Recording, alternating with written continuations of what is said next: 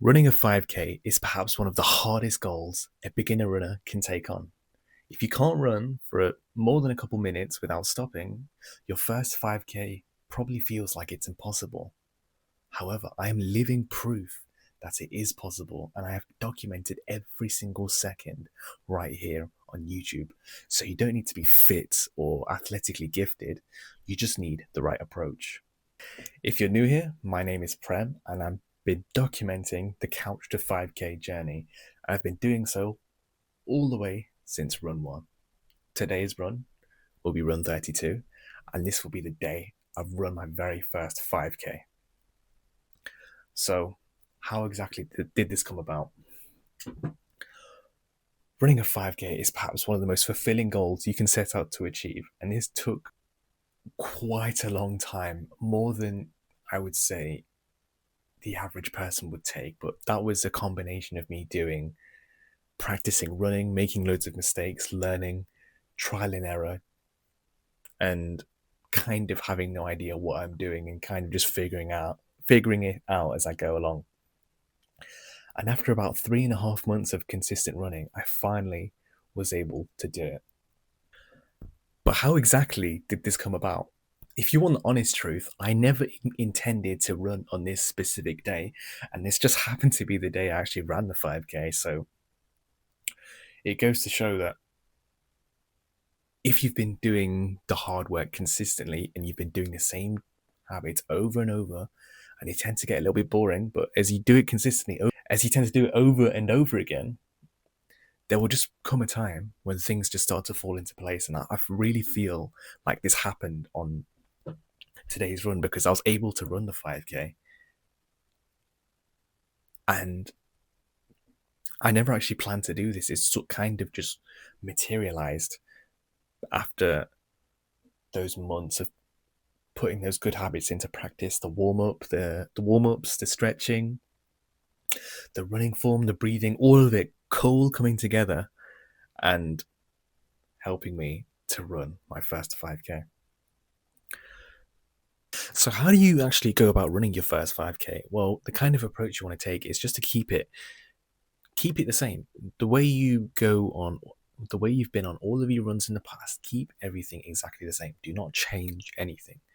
Keeping the same routine will get you in the same keeping the same approach. Don't change anything. Keep everything exactly the same.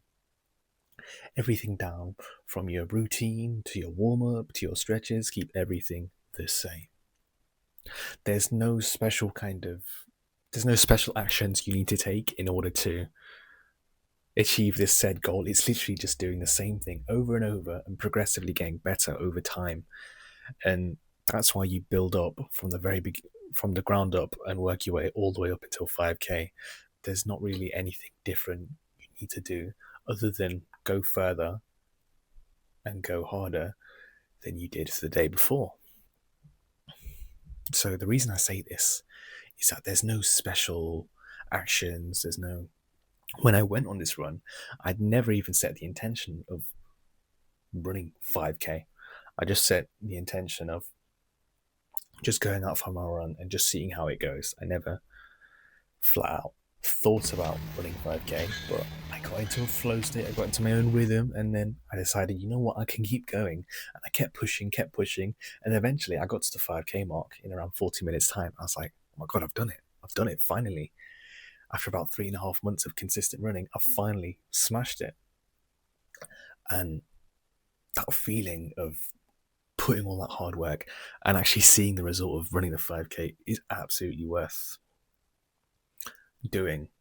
And if you're a beginner runner and you found it hard, keep circling back to why you started. What is your why? Why are you running? What is the big goal you have in mind?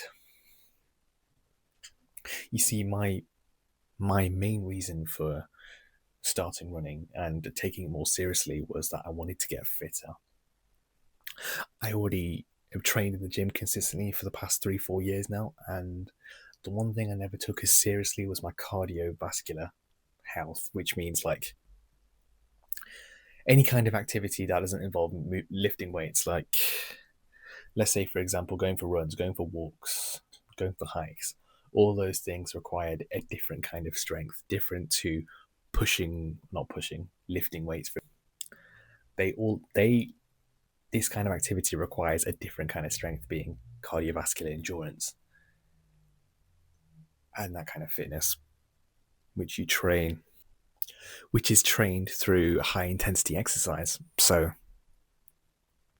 that was my purpose. That was my reason why I've been very consistent. I've been a very consistent lifter for the past 3 to 4 years. Been consistently going 3 times a week, and I've started to put on a decent amount of muscle, and my body's starting to sort of take shape.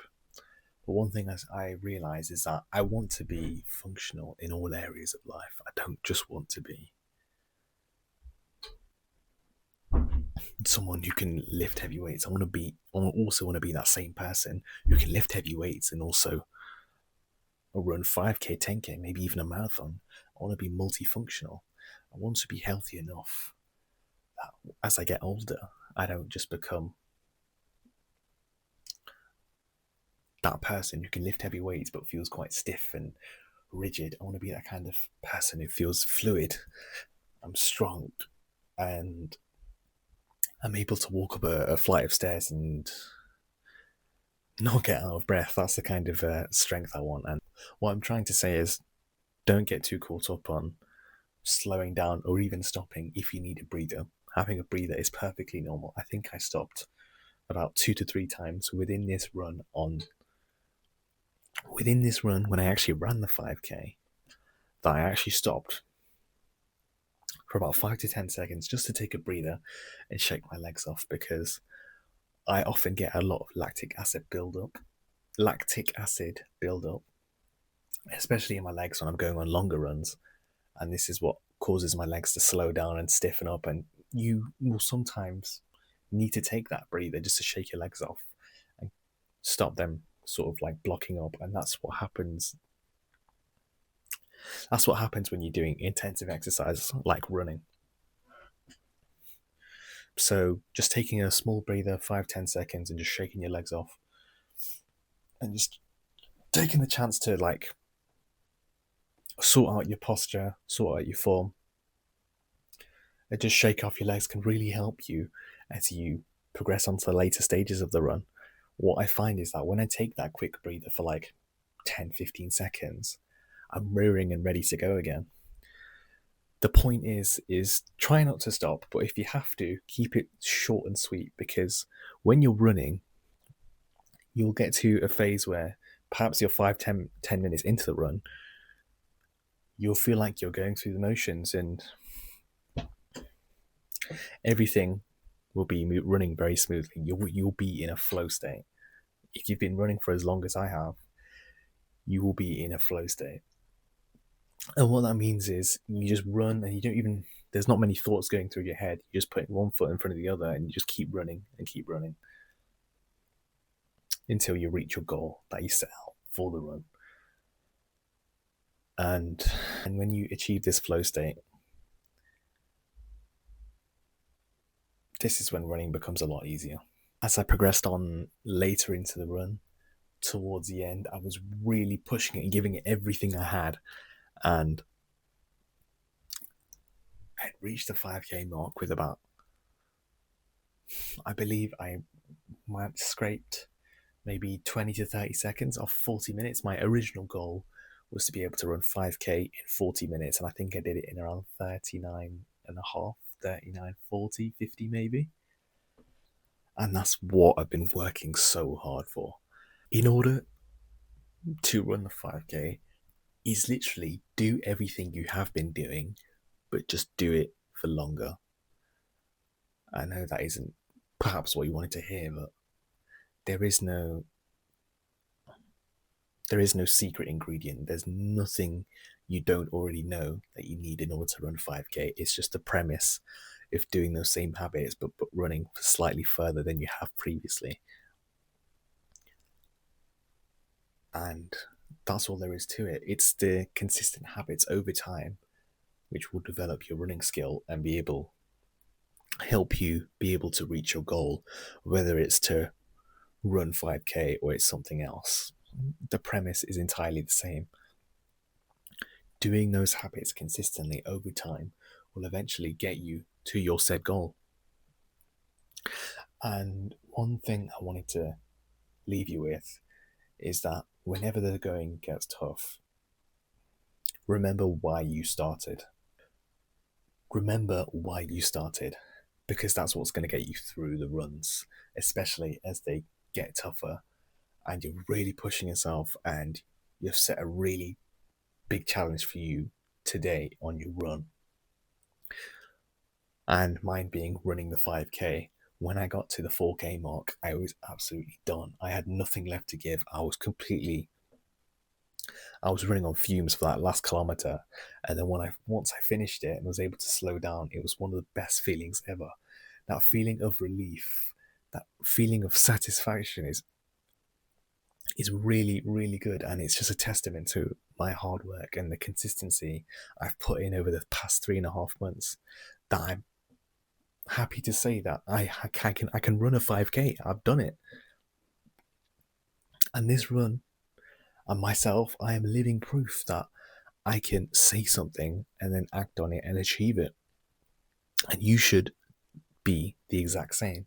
You should be able to set out a goal, work incredibly hard towards it, be super consistent, super disciplined, and then say perhaps a few months from now, or maybe even a year from now, let's say, you can say that you've gone out and achieved it. I can say that. I started running in late August, early September, and as of mid-December, I don't know the exact date, I can say proudly that I was able to run a 5K, and I will see you in the next run.